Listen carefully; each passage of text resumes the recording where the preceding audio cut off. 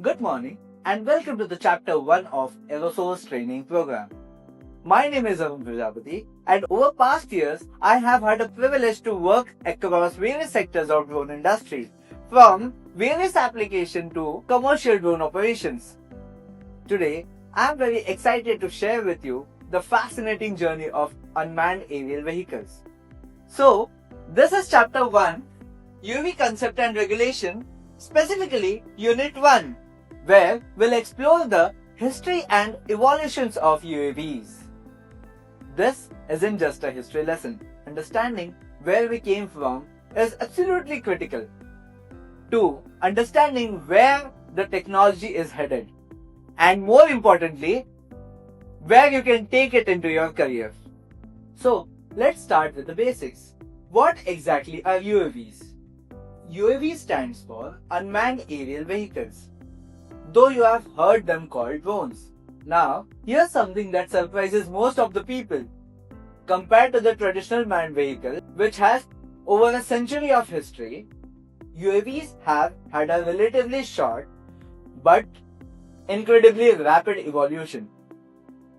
But here's the insight that I want you to remember throughout the presentation is, UAVs were originally developed for missions that were classified in 3Ds: dull, dirty or dangerous.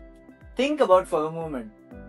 These weren't designed for convenience or entertainment.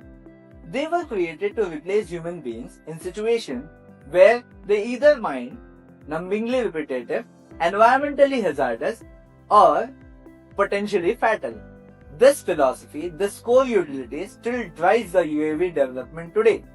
Keep the 3Ds in mind as we journey through the history. Now, let's go way back to 1849, Venice, Italy. The Austrian Empire is laying siege to the city, and they are facing a problem. How do you attack a fortified city without exposing your soldier to the defensive fire? Their solution?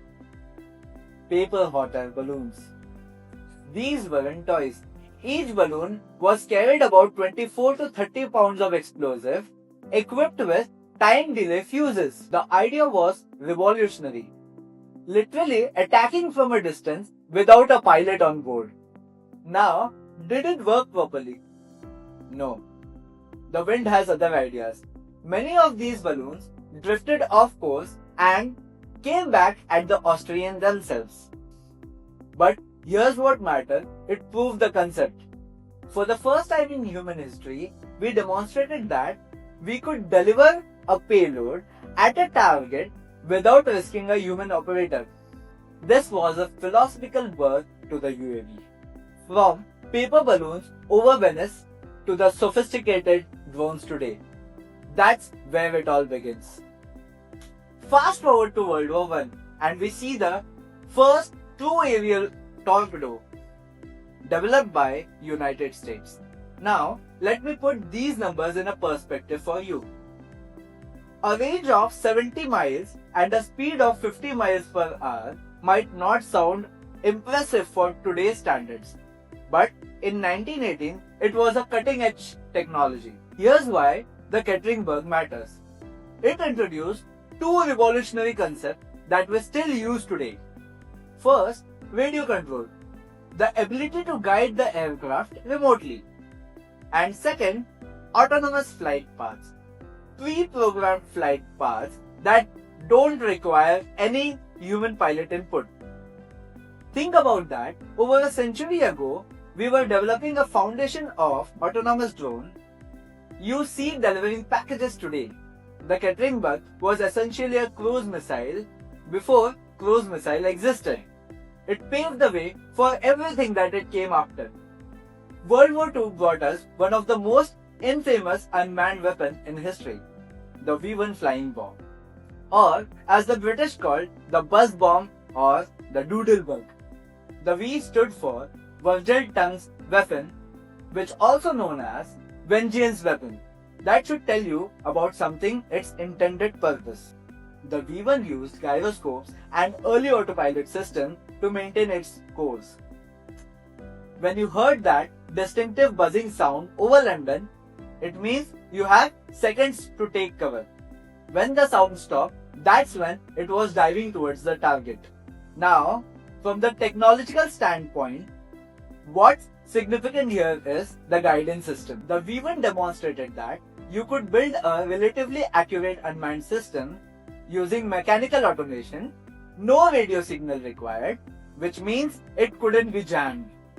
This dual role, terror bombing and reconnaissance, showed military planners worldwide that unmanned system could serve multiple strategic purposes. The lessons learned from the V1 would influence UAV development over the decades.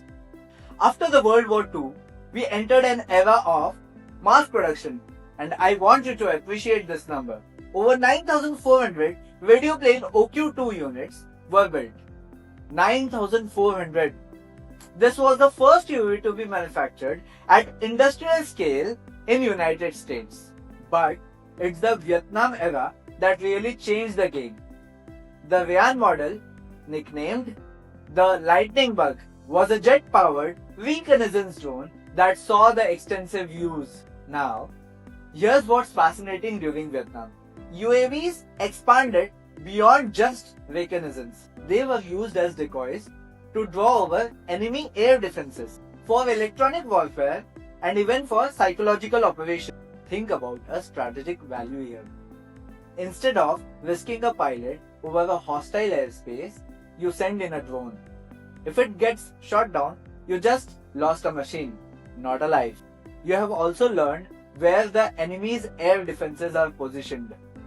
This multi-role capability, that became the blueprint of the modern UAV operation.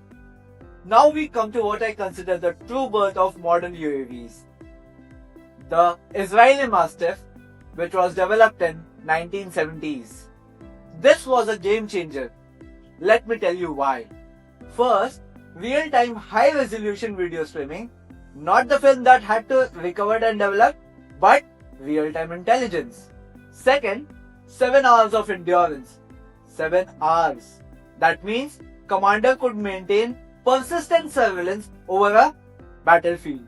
For the first time in military history, commander could look over the hills beyond their line of sight in real time and maintain for the entire operational day. I cannot overstate how revolutionary this was. Imagine you are a commander in 1970s. Previously, if you wanted to know what's on the other side of the ridge, you either sent scouts who might not come back, or you waited for the satellite imagery that could be hours or days old. Now, with the Mastiff, you had a live video feed, you could watch the enemy movement, adjust your tactics in real time, and save lives. The Mastiff didn't just improve reconnaissance, it fundamentally changed how modern warfare is conducted. This is where tactical UAVs were truly born. And now we reach a controversial but pivotal moment of UAV history. The MQ-1 Predator. The Predator represents a fundamental shift in UAV philosophy. We went from reconnaissance to a targeted killing. Armed with Hellfire missiles, the Predator could not only observe a target but engage it directly. This is what we call a mail system. Medium altitude, long endurance. Capable of loitering over a targeted area for up to 14 hours. Now, I'm not here to debate on ethics or politics of armed drones, but as an aviation professionals, we need to understand that this capability of persistent surveillance and strike capability over a battlefield without risking a pilot's lives would become a strategic cornerstone. Now, the Scan Eagle has a fascinating origin story. It was originally designed for a commercial fishing, that is, spotting tuna school from the air, but US Navy recognized its potential and adapted it for ship-based reconnaissance. This is a perfect example of dual-use technology. The same platform that helped fishermen to find their catch helped naval commanders to maintain maritime awareness. What's significant here is the accessibility. Scan Eagle is a low-cost, long endurance, and can be launched from the ship without a runway. This democratized UAV capabilities across the military units. And this brings us to the modern landscape where things get really exciting. We have a technological leap that would have unimaginable even 20 years ago. Advances in artificial intelligence, miniaturization of components, even the solar power had transformed what's possible. But what I really want you to focus on, the explosion of civilian applications, agriculture in which drones monitoring crop health, optimizing irrigation, identifying infestation before they are spread, search and rescue in which finding lost hikers, and second one very important, that is assessing disaster zones which are dangerous for human responders. Third, photography and cinematography in which shots that would have required helicopters and massive budget are now accessible to independent filmmakers. Disaster relief, assessing damage after earthquakes, floods or hurricanes, helping coordinate emergency response. And here's the remarkable part. Drones are now smaller, cheaper, accessible to the public. At the initial stage of this industry, UAVs were exclusively military tools and cost millions. Today, a capable drone costs less than a smartphone. This democratization of technology created a whole industry, and that's where opportunities for the people like you come in. The civilian drone market is projected to be worth of tens of millions of dollars in the coming years. Now, let's talk about India's contribution to UAV technology, because this is where things get particularly interesting for us. The DRDO Rustom series represent India's entry into the male UAV category. The Rustom 1 was derived from the Light Canard research aircraft, demonstrating that India could develop indigenous UAV technology. But it's Rustom H, the twin-engine variant, that really showcase our capabilities. This is a long-range surveillance platform that is designed for extended operations. Let me highlight some key features that put this on par with international competitors. Digital flight control system, automatic takeoff and landing, high resolution payloads. Now, why does this matter?